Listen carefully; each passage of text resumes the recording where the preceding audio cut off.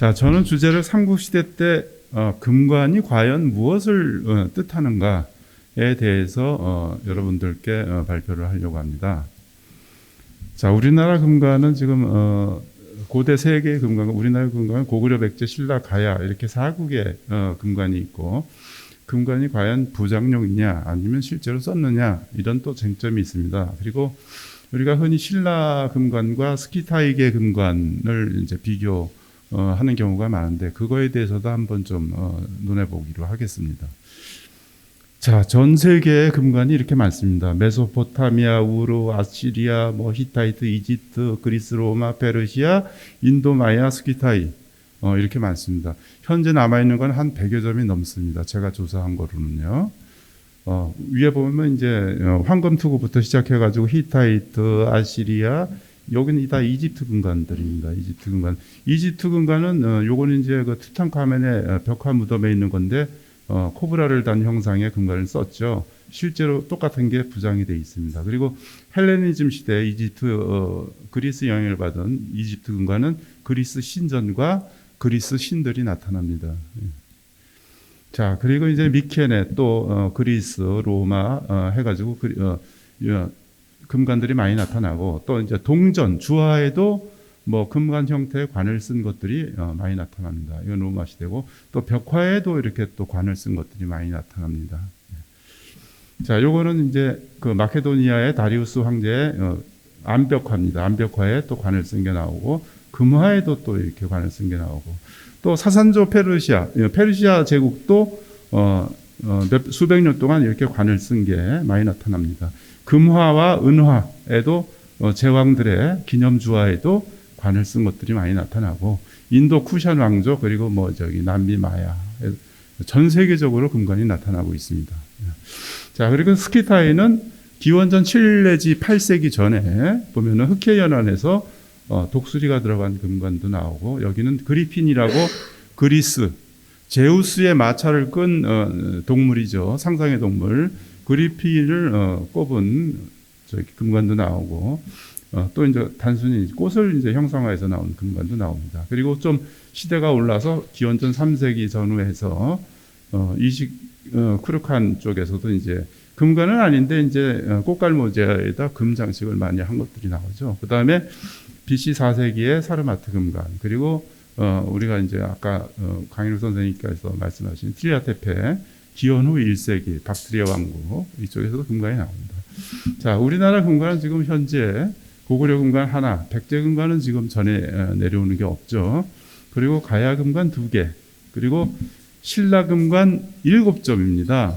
자, 우리가 이제 신라 금관 6점이라고 하는데, 여기서 이제 제가 특히 주장할 게 뭐냐면은 그동안 고구려 금관 신출 새로 나왔다라는 겁니다. 그리고 신라 금관에 호림 박물관에 신라 금관이 하나 또 있습니다. 이것도 잘 알려지지 않은 겁니다. 그래서 이 두 가지에 대해서는 제가 좀 우리가 면밀히 앞으로도 학술적인 조사가 필요하기 때문에 중점적으로 제가 말씀을 드리겠습니다. 그 두 점에 대해서는.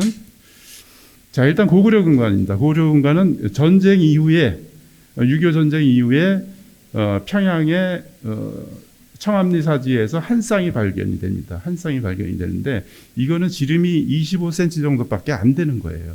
그러니까 사람의 관자놀이에서 관자놀이까지 그 뒤에 결구가 없고, 요게 한 쌍이 절토해서 발견이 되는데, 맨 처음엔 이거를 이제 사람이 착용한 금관으로 인식을 했지만, 지금은 목조 보살상에 씌웠던 금동관이다, 이렇게 결론이 나고 있습니다. 이게 이제 일본 법륜사에 있는 백제 목조 보살상인데, 여기도 금동관을 여기서부터 요 관자놀이까지 딱 오게끔 씌운 게 있습니다, 실제로. 그래서 요건 사람이 쓰던 게 아니고 절토에서 나왔고, 또 해서 화염봉관이지만 요건 목재 보살상용이다, 이렇게 이제 추측을 하고 있죠. 또 요거 이제 금동관이라고 썼는데, 이제 금동관은 아니고 지금 전시되어 있는 겁니다. 이거는 평안남도 강서군 보리면 간선리 출도 일제감정기 때 출토된 거, 도굴 당한 겁니다. 그러니까 이거는 정식 학술 발굴해서 나온 게 아니고 일제강점기 때 도굴돼서 나온 거가 지금 개인 소장품인데, 상명대 지금 현재 명예교수죠. 저하고 이제 같이 조사를 했는데, 지금 딱 10년 전입니다. 2011년 전에 직접 가서 조사를 했고 상명대 박선희 교수가 백선화포 90호에 이런 주제로 해가지고 정식으로 논문 발표를 한번 했습니다.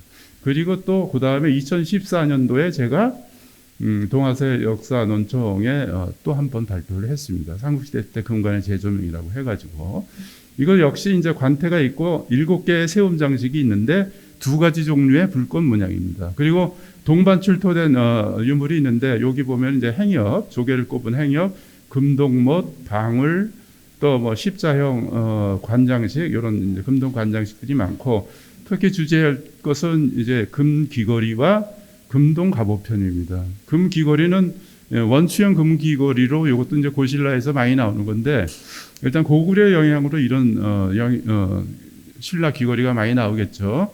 요걸 4세기 말이나 5세기 초 정도로 보고 있습니다. 자, 그런데 이거를 이제 3D로 한번 조형을 금관을 조형을 해봤습니다. 요 창끝처럼 생긴 불꽃 무늬와 꽃봉오리처럼 생긴 불꽃물이 입식 장식이 2 종류입니다.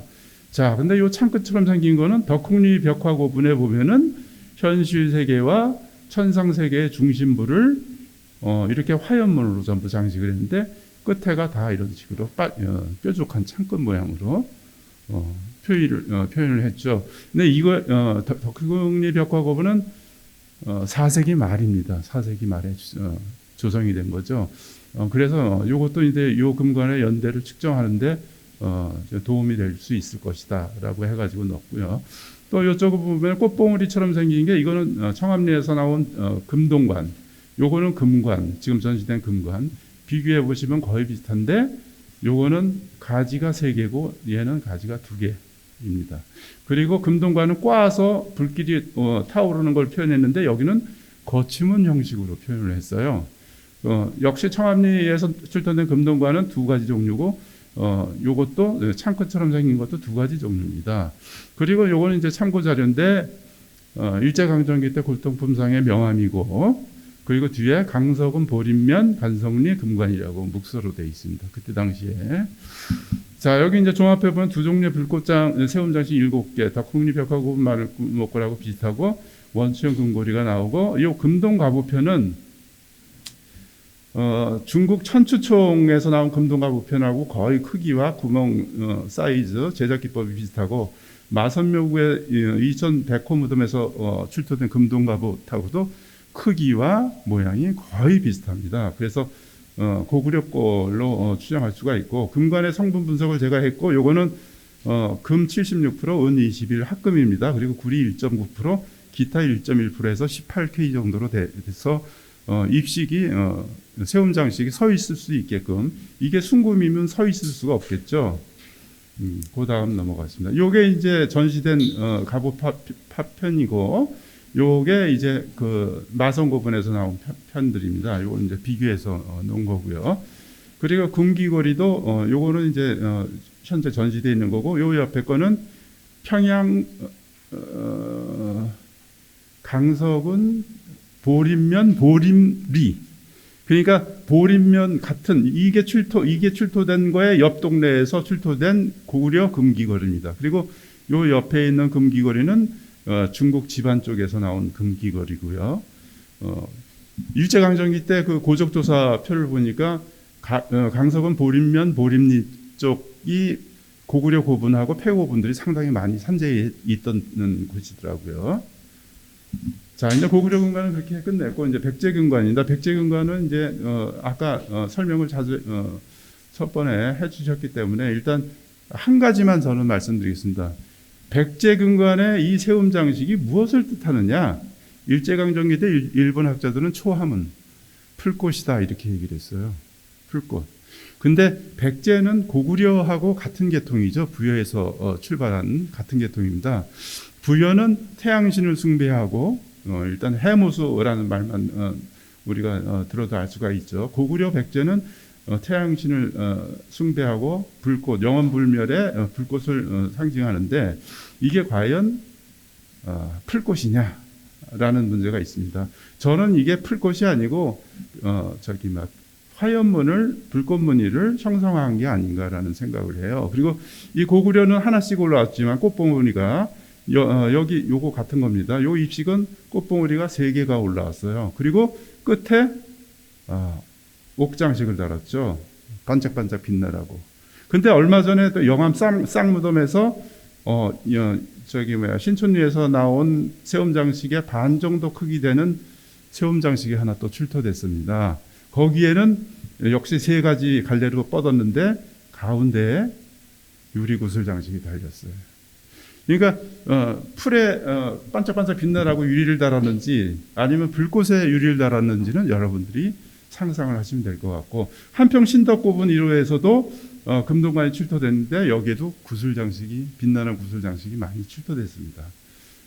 그리고 이건 나중에는 이제 백제가 이제 내관 중심으로 발전을 하게 되는데 문영왕릉에서 왕과 왕비에 출토된 입식이고요. 자, 그다음에 이제 신라금관으로 넘어가겠습니다. 신라금관은 외관, 이렇게 외관과 내관, 절풍 내관이라고 하죠. 하고 요 앞에 꼽았던 내관 장식 이렇게 나눠집니다. 근데 외관에는 세움 장식이 있고 여기에 고곡이 달려 있습니다. 고곡 장식, 그리고 달개 장식, 그리고 들이개 장식이 있습니다. 자, 그럼 고곡은 무엇을 의미하느냐? 또 여기 달려 있는 달개 장식은 무엇이냐? 또 여기 출자형 아니면 사슴뿔이라고 하는 이 장식은 무엇을 의미하느냐? 이거에 대해서 여러분께 말씀드리겠습니다. 자, 이제 고곡입니다. 고곡은 여러분들 여기 보시면은 이게 다 고곡인데 홍산문화 신석기 시대 때 고곡들입니다. 오래된 시기부터 말기 홍산문화 고곡까지. 자, 그리고 여기 보면은 우리나라 청동기 시대 때 고조선에 해당하는 고곡입니다. 홍산문화 말기하고 우리 고조선 시대 말기하고 상당히 비슷하죠.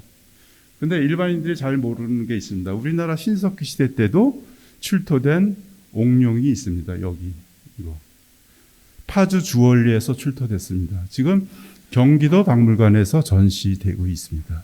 그러니까 중국의 홍산문화 쪽에만 이런 옥룡이 있는 게 아니라 우리 신석기 유적에서도 옥룡이 하나가 출토된 거를 아는 분들이 별로 없더라고요. 예. 자, 그래서 결론적으로 고곡은 뭐냐? 고곡은 그동안 태아다, 열매다, 뭐 여러 가지 이론이 많았는데 제 생각에는 옥룡이 변해서 고곡이 된 거고, 이 고곡은 바로 용을 뜻하는 것이다라는 얘기입니다. 자, 그리고 금관총 금관, 이사지왕 금관이라고 저는 비정을 하는데 그 끝 들이개 장식 끝에 금모고곡이라고 하는데 여기 보면 용두입니다.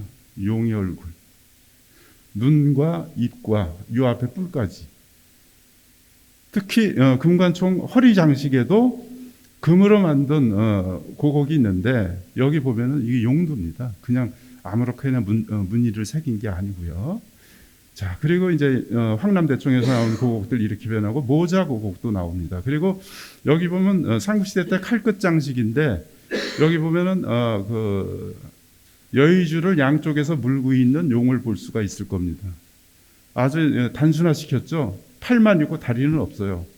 고곡처럼 이렇게 휘어졌는데 여러 가지 사례가 있습니다만 일단 저는 홍산문화의 옥룡이 고곡으로 변했다라고, 그래서 고곡은 용이다 이런 결론을 내렸습니다. 자, 그리고 이제 세움장식, 이 Y자형과 출자형이 있습니다. 근데 우리가 세움장식을 알기 전에 일단 삼국시대의 용을 먼저 알아야 됩니다. 여러분들 삼국시대 용은 단각수입니다. 단각수. 뿔이 하나라는 얘기예요. 미관, 이마에 미간과 눈과 눈 사이에서 나옵니다. 눈과 눈 사이에서 나오는데 하나가 나오는 경우가 있고 한 곳에서 3개가 나오는 경우가 있고 한 곳에서 2개가 나오는 경우도 있어요. 자, 이거는 금동용두인데 당국대학교 박물관에 있고 진전사지에서 출토된 금동용두입니다. 그리고 메트로폴리탄 박물관, 리움 박물관에 있는 신라시대 때 금동용두예요. 전부 눈과 눈 사이에서 하나가 올라옵니다. 그리고 여기 보면은 의자 뒤에 꼽았던 금동용두인데 여기는 눈과 눈 사이에 Y자로 퍼지죠. 여기 보면 이쪽에 Y자로 퍼집니다. 그리고 이거는 뭐 잘 아시는 그 용면화인데, 용면판화인데 눈과 눈 사이에 Y자로 올라갑니다. 그 삼국시대 때 금관은 고려시대 때 후기 이전까지는 다 이마나 눈과 눈 사이에서 용의 뿔이 나옵니다. 이건 고려시대 때 그 어령형 주자인데 눈 위에 이마에서 세 갈래로 갈라지죠. 그리고 이거 역시 통일신라 시대 때 용면 판화인데 하나, 둘, 뒤로 세 개로 갈라집니다. 여기 보면 더 확실하죠. 눈과 눈 사이에 올라가서 양쪽으로 갈라집니다. 뿔이. 그러나 조선시대 때 오면은 이거는 흉배입니다. 왕의 흉배인데 귀와 귀 뒤에서 나오게 됩니다. 이런 사실을 우리가 잘 주지해서, 자, 신라시대 때 금동용도 아까 진전사지에서 출토된 겁니다. 이거의 용뿔과 교동에서 나온 금관의 세움 장식이 어떻습니까? 제놀은 똑같아요. 그동안 이제 이 신라 금관 보십시오. 출자형 신라 금관입니다. 자, 이거 보십시오. 이거는 용의 문골인데, 용면 문골인데, 여기에서 이렇게 세 가지가 나오는데, 이것과 한번 비교를 해 보십시오. 일단 결론부터 말씀드리면은, 신라 금관은 고곡을 다룬 거는, 고곡이, 용을 상당히 강조를 한 거고, 용의 뿔이다라는 결론을 저는 내렸어요, 전부. 요거 보면 고구려 용면 와당입니다. 요것도 용뿔이 축소됐지만 출자형으로 이렇게 올라가고 있어요. 자, 그리고 이거는 호림금관입니다. 호림금관인데 이거에 대해서도 제가 드릴 말씀이 많은데 이거는 2단으로 되어 있죠. 2단으로. 아주 특이한 금관인데 가야금관으로 알고 있는데 저는 이걸 신라금관으로 비정했습니다. 이따 말씀을 드리겠습니다. 자, 달개장식은 뭐냐? 달개장식은 고곡에도 있고 허리띠에도 있고 팔뚝가리기에도 있고 또 관모장식에도 있고 여러 군데 있습니다. 달개장식은 나뭇가지가 아니고 빛나게 하는 기능적인 역할을 하는 기능적인 장식이지 반짝반짝 빛나게 태양을 받아서 어떤 의미가 있는 게 아니다라는 얘기입니다. 그래서 자, 이제 신라금관의 내관은 이제 운모로 되어 있고 금, 또 비단, 금동 여러 가지가 있습니다. 자, 근데 내관 앞에서 다뤘던 장식을 보겠습니다. 이제 예전에는 조익관이라고 했는데 V자형으로 갈라지는 것도 있고 갑자기 이게 또 가운데 또 탁 튀어나오는 게 있어요. 그죠? 이게 안 튀어나온 것도 있는데, 자, 이거를 보시면 이런 용면 판화당인데 이것과 한번 비교를 해보시기 바랍니다. 역시 내관 장식도 용의 뿔로 만들었다라고 저는 생각하는 겁니다. 이것도 다 내관도 외관, 내관 전부 용의 뿔이라는 얘기입니다. 제 생각에는. 이거는 신라 토기의 발에 있는 발장식인데 역시 이것도 눈과 눈썹 그리고 용의 뿔 이런 식으로. 자, 일단 신라금관은 변천입니다. 교동에서 나온 거 호림금관, 또 이제 복천동 고분에서 나온 금동관이죠. 이런 Y자형에서, 그리고 완전히 직각으로 된 출자 전에 약간 벌어진 임당동이나 옥구라 금동관 이런 식으로 변했다가 그 다음에 완전히 직각으로 된 출자형으로 변하게 됩니다. 그 다음에 이제 아주 복잡 단단하게 이제 여러 가지 장식이 나오게 되죠. 그리고 아예 입식이 없는 금동관도 나오게 되고요. 신라금관은 이제 이렇게 변천하게 됩니다. 이게 4세기 말에서 7세기 후반까지 이렇게 보고 있죠. 자, 이제 출자 세움 장식을 한번 좀 보겠습니다. 여러분들 이거는 신라금관의 전개도인데, 자, 여기 보면은 옴이라고 하는 사람도 있고 이런 이제 보주형 이런 게 있죠. 자, 그럼 이것과 이거는 같은 겁니까? 다른 겁니까? 이것과 요거는 같은 겁니까? 다른 겁니까? 또 요 가지에 나온 요 장식과 요거는 같은 걸까요? 다른 걸까요? 자, 그리고 고곡이 달려있는 위치, 달개 장식이 달려있는 위치도 다 똑같습니다. 그러면은 여러분들 이것과 이거는 같은 걸까요? 다른 걸까요? 왜 근데 사람들은 이거를 사슴뿔이라고 생각하고 이거는 나무라고 생각할까요? 사슴뿔에 이런 고곡이 달릴 수가 있을까요? 저는 이걸 같이 봅니다. 같은 겁니다. 자, 그래서 제가 한번 만들어 봤어요. 이 용면 하나당입니다. 이렇게 출자를 만들어 봤어요. 이걸 뒤로 눕혔어요. 이걸 뒤로 눕히니까 이렇게 변했어요. 이것과 여기 나온 용의 뿔과 한번 비교를 해보세요. 자, 그리고 이거를 구부렸는데 옆으로 놨어요. 이것과 이거를 비교해 보세요. 용의 뿔은 이렇게 서 있는 게 아니고 다 뒤로 누웠어요. 그죠? 그래서 앞에서 보면은 이런 식으로 나오죠. 그죠? 그래서 저는 이것, 입식 장식이 이것과 이거는 같은 거로 보고 있습니다. 용의 뿔이라는 얘기죠. 신라금관. 그래서 일단 제가 한번 이거를 한번 만들어 봤습니다. 자, 이거를 세웠을 때는 이게 있어요. 여러분 이게 보입니까? 이걸 옆으로 놔볼까요? 옆으로 놓으면 이게 되는데, 옆으로 놓으면은 이런 식으로, 세워 놓으면은 이렇게, 그죠? 눕혀 놓으면은 이게 돼요.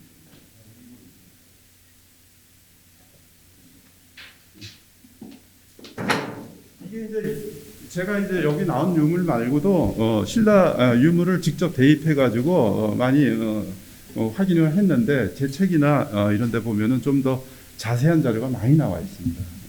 일단 이 신라금관은 제 생각은 용의 뿔이다. 내관, 외관 할 거 없이 그걸 주장하는 거고, 또 고곡은 용이다. 그러니까 용으로 도배를 했다라는 얘기입니다.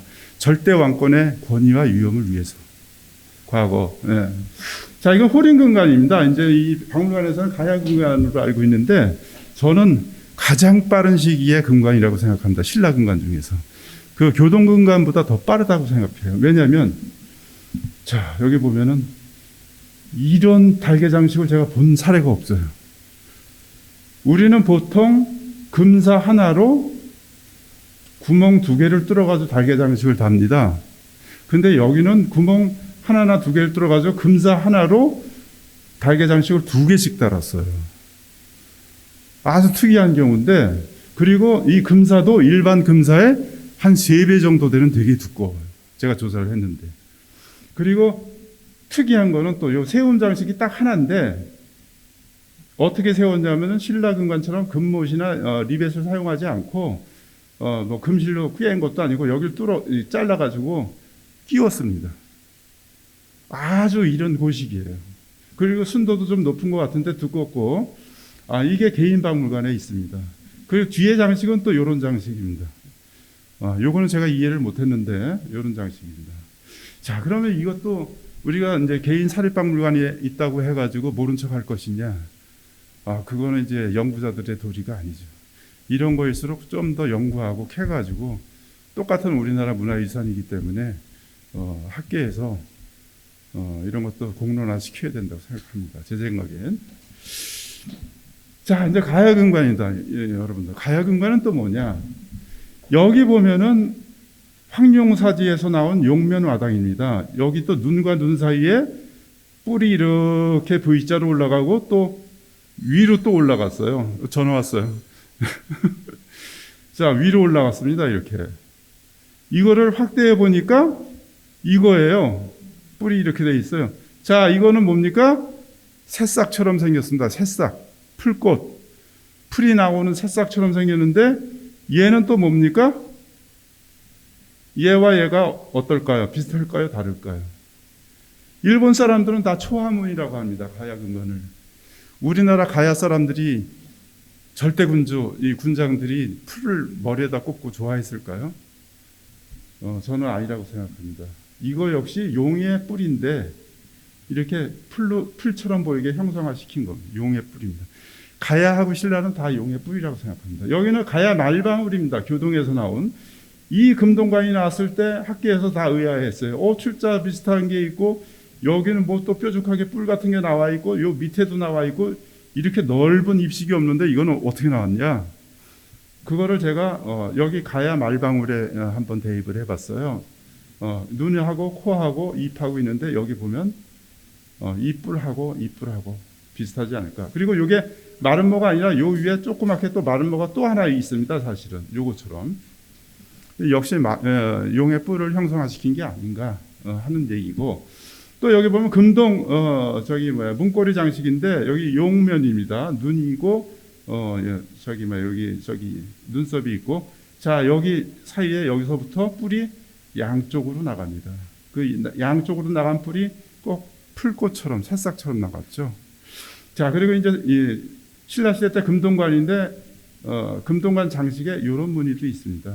뿔처럼 요거랑 똑같이 이런 무늬도 나옵니다. 자 이거는 또 이제 좀 충격적인 겁니다. 우리나라만 그러냐 했더니 또 그게 아니에요. 북이 시대 때 왕궁터에서 출토된 금동 영면 문고리입니다.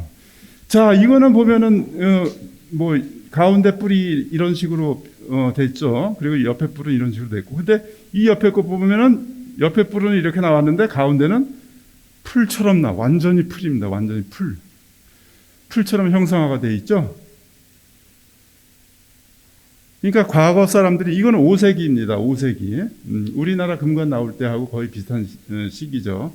이런 식으로 형상화를 많이 시켰던 겁니다. 용의 뿔을. 그걸 이제 우리가 착각해가지고 그냥 뭐 초화문이다 이렇게 부르고 있는 게 아닌가 하는 제가 주장을 하는 겁니다.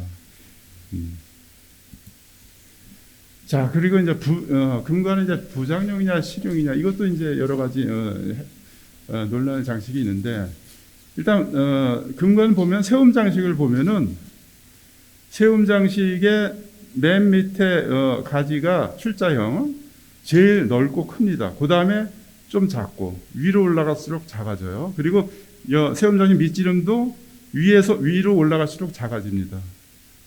그리고 여기 달려 있는 고곡들도 관태부터 위로 올라갈수록 다 작아져요. 그게 뭐냐면은 세우고 쓰기 위해서 넘어가지 말라고 기약 머리를 많이 쓴 거겠죠. 신라 사람들이. 부장용이라면 굳이 그렇게 할 필요가 있을까요? 똑같은 고곡, 뭐 큰 거, 뭐 작은 거 이렇게 구분하지 말고 그냥 아무렇게나 달아서 누워 있는 피장자한테 씌우면 그만인데, 세우기 위해서 상당히 노력을 많이 하고, 또 여기 점열문이 있습니다. 점열문이 있는데 이건 실제로 실험을 했는데 점열문을 찍은 것과 안 찍은 걸 흔들어 봤어요. 안 찍은 거는 완전히 확확 휘는데 점열문을 찍은 거는 잘 휘지를 않습니다. 점열문을 찍은 거는. 일단 세움 장식을 그렇게 안정감 있게 일단 만들었다. 그리고 여기를 전부 다 갈았어요. 전부. 금판에서 다 끌로 쪼아서 낸 거기 때문에 갈지 않으면 손 빕니다. 아주 날카롭기 때문에. 근데 이거를 다 아주 곱게 갈았어요. 부장용인데 실제로 쓰지 않았으면 그럴 필요가 있었을까요? 자, 여기 보면 여기 갈은 제가 확대해서 보면 갈아가지고 한쪽 면으로 뒤쪽으로 다 넘겼어요. 전부. 자, 그리고 또 하나는 순금이 아니고 18K 내지 19K, 20K 은하고 인위적으로 합금을 한 겁니다. 예.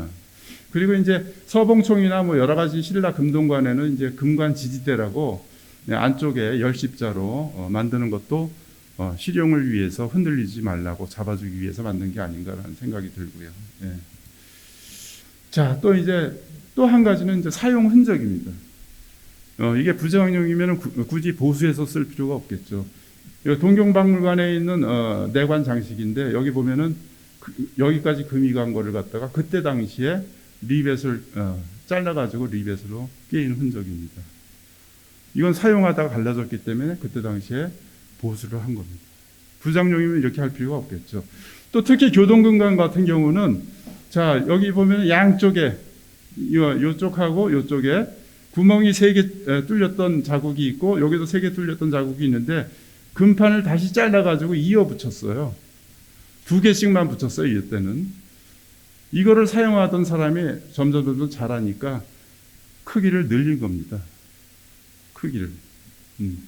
이런 거. 또 고곡인데 고곡의 제작 기법이나 재료가 다 동일하지 않아요.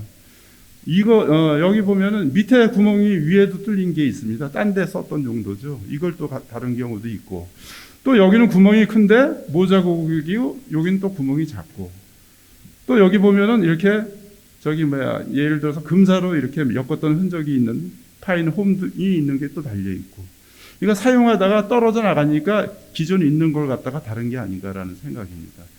그리고 금관을 자세히 보면은 떨어져 나간 구멍만 있는 흔적도 많죠. 예.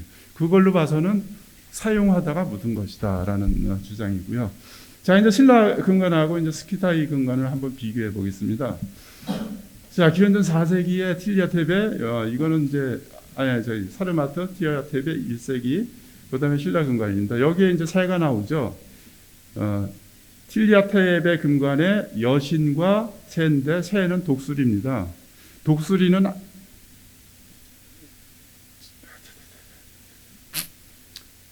갑자기 그리스 신이 생각이 안 나네요. 제우스를 상징하는 겁니다. 그리고 그리스 여신이고요. 또 그리스 금관에는 실제로 그리스 여신이 나타납니다. 그리고 틸리아테베 금관에도 여기 이 안에 앉아 있는 독수리가 또 나타납니다. 예. 자, 그리고 신라 금관에는 봉황이 나타납니다. 봉황 벼슬과 꼬랑지가 올라가 있죠. 이건 봉황입니다. 그래서 서봉총이죠.